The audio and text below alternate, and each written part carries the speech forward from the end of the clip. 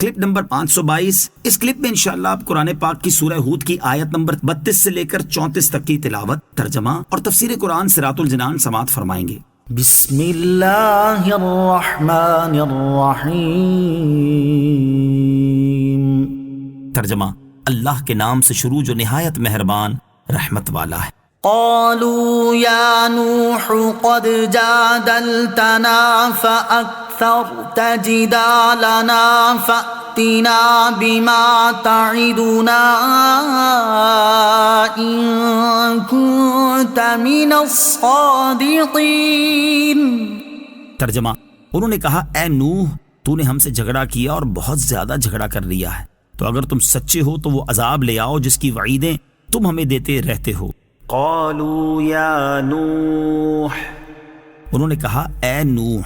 اس سے پہلی آیات میں اللہ تعالیٰ نے حضرت نوح علیہ السلام کے کفار کی طرف سے پیش کیے گئے شبہات کے جوابات ذکر فرمائے، اور کفار نے حضرت نوح علیہ السلام کے جوابات پر 2 اعتراض کیے، ان کا ذکر اس آیت میں ہے۔ پہلا اعتراض، کفار نے حضرت نوح علیہ السلام کے جوابات کو بکثرت بحث اور جھگڑا کرنے سے تعبیر کیا اور کہا کہ اے نوح علیہ السلام، تم نے ہم سے جھگڑا کیا اور بہت ہی زیادہ جھگڑا کر لیا۔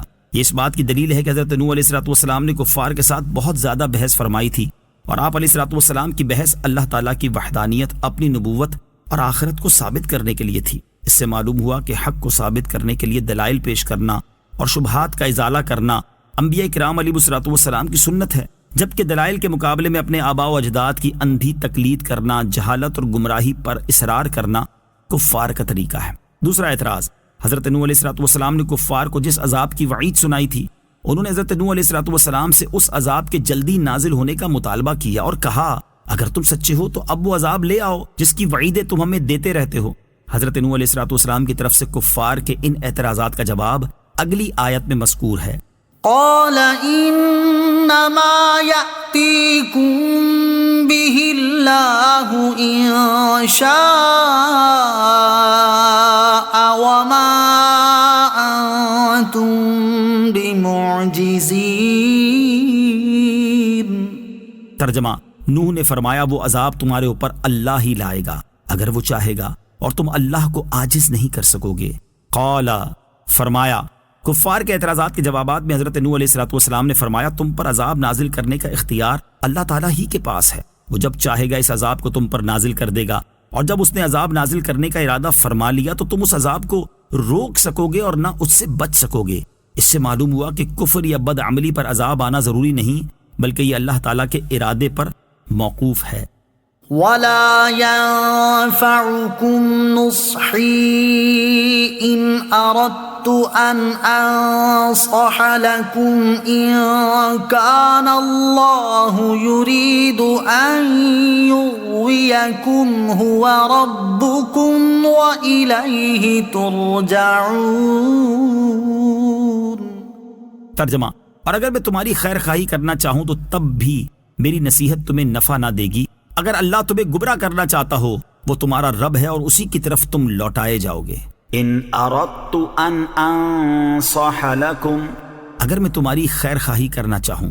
حضرت حسن بصری رضی اللہ عنہ فرماتے ہیں یغویکم کا معنی ہے اللہ تمہیں عذاب دینا چاہے۔ اس صورت میں آیت کا معنی یہ ہوا کہ جس دن تم پر عذاب نازل ہوا اور تم وہ عذاب دیکھ کر ایمان لائے تو اس دن میری نصیحت تمہیں کوئی فائدہ نہ دے گی، کیونکہ عذاب نازل ہوتے وقت کا ایمان قبول نہیں۔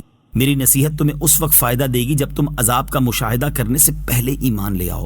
دوسرا معنی مشیت الہی کے اعتبار سے بھی ہو سکتا ہے جو آیت کے الفاظ سے ظاہر ہے، هو ربکم وإلیہ ترجعون،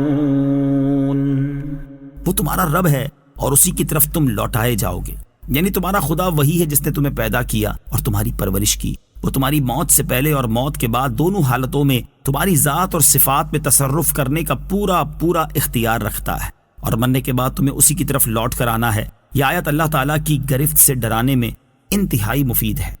صلو علی الحبیب صلی اللہ تعالی علی محمد صلی اللہ تعالی وسلم۔